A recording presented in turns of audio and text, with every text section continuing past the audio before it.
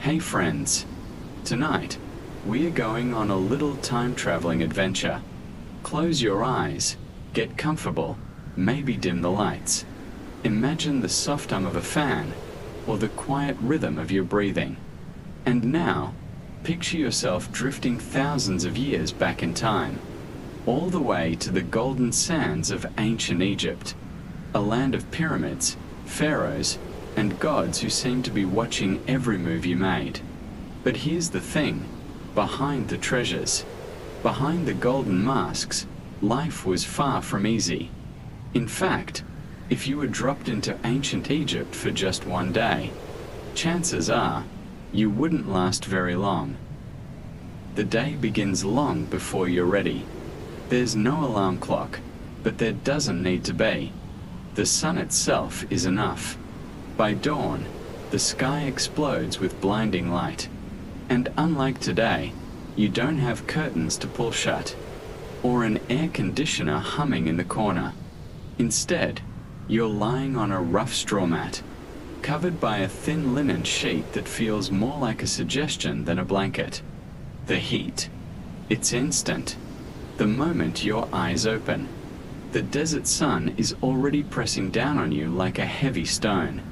That gentle Nile breeze you've heard about in documentaries? Forget it.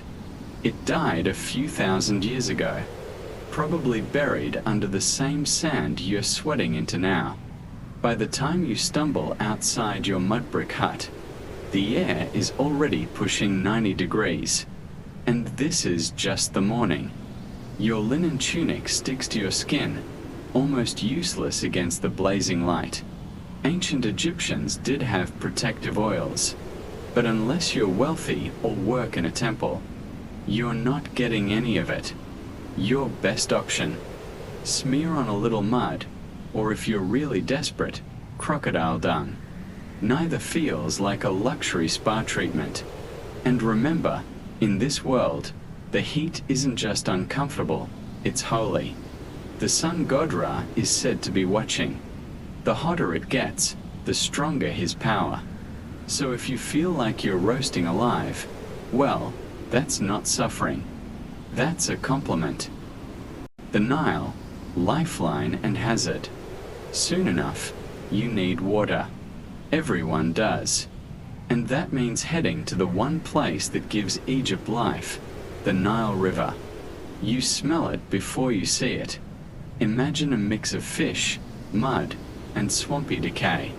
Not exactly refreshing.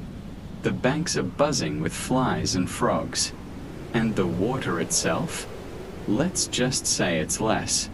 Sparkling oasis and more. Shared bathtub for an entire civilization. This is where you bathe. No soap, no shower, just sand. Egyptians used coarse sand to scrub themselves clean, nature's sandpaper. You rub it across your skin, telling yourself you feel fresher. In truth, you just feel scratched. Washing clothes. That's another ordeal. You pound them against river rocks. Praying a crocodile doesn't confuse your laundry for lunch. Oh, and let's not forget, the same river carries sewage, livestock, and sometimes even funeral boats. Still, the Nile is sacred. Without it, Egypt doesn't exist. It feeds you, cleans you, and gives water to your crops. So you rinse yourself, shake off the flies, and head home, balancing a heavy water jar on your head. Privacy. Not a thing. Families, neighbors, animals, everyone is out here, all together, pretending this is normal. Breakfast in ancient Egypt. Back home. It's time for breakfast, though breakfast might be too generous a word. Don't imagine eggs, bacon, or a tall iced latte. What you're getting is survival food. The centerpiece is bread. Hard, coarse bread made from barley or emmer wheat. It's heavy, chewy, and often full of sand, thanks to the grinding stones. Congratulations, you now have built-in dental problems. And then comes beer. Not the fizzy golden kind you'd sip at a ball game.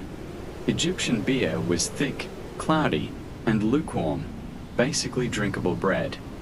More porridge than pint, but it's filling, and even kids drink it, because honestly, it's safer than Nile water.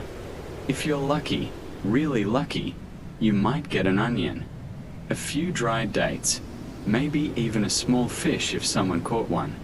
But most days, breakfast is bread, beer, and flies buzzing around your head like you're running a buffet for insects. You chew slowly, swat lazily, and accept that this is the best meal of your day.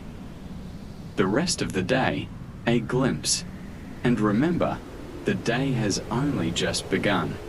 Ahead of you lies farm work under a burning sky, taxes that must be paid in grain, back-breaking labor if you're a builder, or endless chores if you're simply keeping a household alive. There are no weekends, no air-conditioned coffee shops, no quick snacks from the fridge, just heat, dust, and the steady reminder that life in ancient Egypt, glorious as it looks in textbooks, was a daily battle of endurance. Closing, back to the present. So, if you ever find yourself staring at pictures of the pyramids, or imagining life along the Nile, remember this. Ancient Egypt was beautiful, yes, but it was also brutal. Surviving just one day meant fighting the sun, the river, the bugs, and your own hunger. And now, you can be grateful. Grateful for clean water, for food that doesn't break your teeth, for soft beds and air conditioning. Grateful that your morning routine doesn't involve sandpaper, showers, and crocodile patrol. So, take a deep breath, let it out slowly, and drift into the comfort of the present moment. Sleep well, my friend.